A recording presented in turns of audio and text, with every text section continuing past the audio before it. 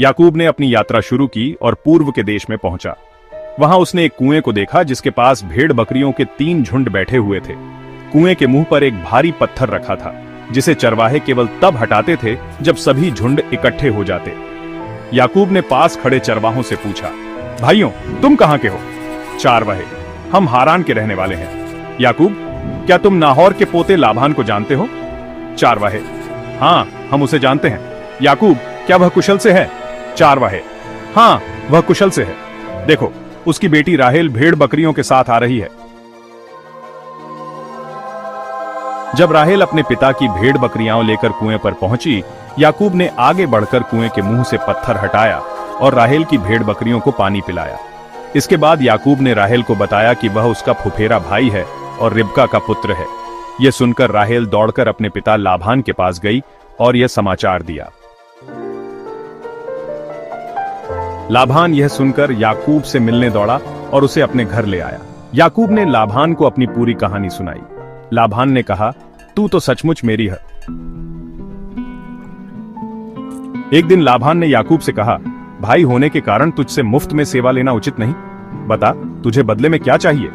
याकूब ने उत्तर दिया, मैं तेरी छोटी बेटी राहेल के लिए 7 वर्ष सेवा करूंगा। लाबान ने कहा, यह अच्छा है, उसे पराये व्यक्ति को देने से तुझको देना बेहतर है। याकूब ने राहेल के लिए 7 वर्ष तक सेवा की, लेकिन राहेल से उसका प्रेम इतना गहरा था कि उसे ये वर्ष कुछ ही दिनों के समान लगे। 7 वर्ष पूरे होने के बाद याकूब ने लाबान से कहा, अब मेरी पत्नी मुझे दे ताकि मैं उसके पास जाऊं। लाबान ने उस स्थान के सभी लोगों को बुलाकर एक भोज दिया, परंतु रात को उसने अपनी बड़ी बेटी लिया को चुपके से याकूब के पास भेज दिया। सुबह जब याकूब को पता चला कि यह राहेल नहीं बल्कि लिया है, तो उसने लाबान से शिकायत की, ये तूने मेरे साथ क्या किया? क्या मैंने राहेल के लिए सेवा नहीं की थी? फिर तूने मुझे धोखा क्यों दिया? लाबान ने कहा, हमारे यहां यह प्रथा नहीं है कि छोटी बेटी का विवाह बड़ी से पहले कर दें। लाबान ने कहा, लिया के विवाह का सप्ताह पूरा कर, फिर मैं तुझे राहेल भी दूंगा, लेकिन इसके लिए तुझे 7 वर्ष और सेवा करनी होगी। याकूब ने ऐसा ही किया। लिया के विवाह का सप्ताह पूरा होने के बाद लाबान ने राहेल को भी याकूब की पत्नी बना दिया। याकूब ने राहेल से विवाह किया और उसे लिया से अधिक प्रेम किया। इसके बाद उसने लाबान के साथ 7 वर्ष और सेवा की। यहोवा ने देखा कि लिया अप्रिय थी, इसलिए उसने उसकी कोख खोल दी, पर राहेल बांझ रही। लिया ने पहला पुत्र उत्पन्न किया और उसका नाम रूबेन रखा। उसने कहा, यहोवा ने मेरे दुख पर दृष्टि की है, अब मेरा पति मुझसे प्रेम करेगा।